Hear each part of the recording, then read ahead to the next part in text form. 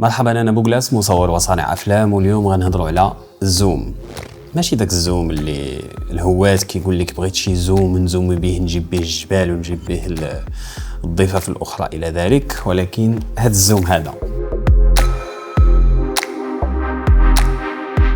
هو الزوم اللي كنتكلم عليه، زوم H8 اللي كنقول خصو يكون في الحقيبه ديال كل مصور صانع افلام، حيت المزايا ديالو كبيره جدا.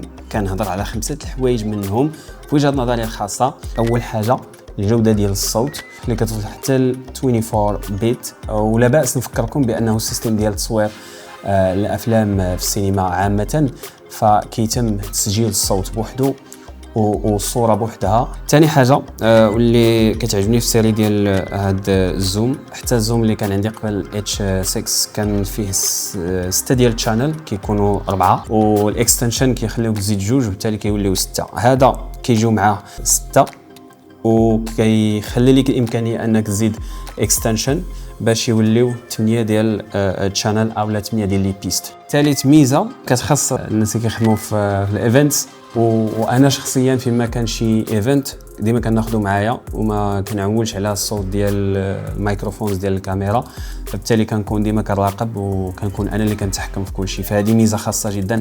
الحاجه الرابعه اللي كتعجبني في الزوم انه هاد الشانلز اللي هما 6 كما قلت غادي يعطيك واحد الامكانيه ديال تعدد الاستعمال.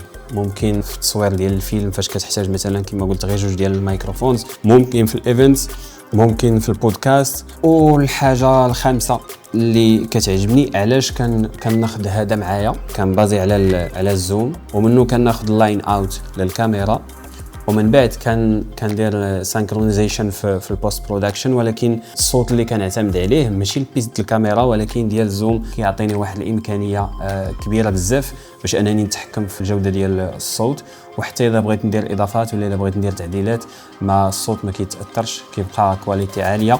زوم، يلا زوم.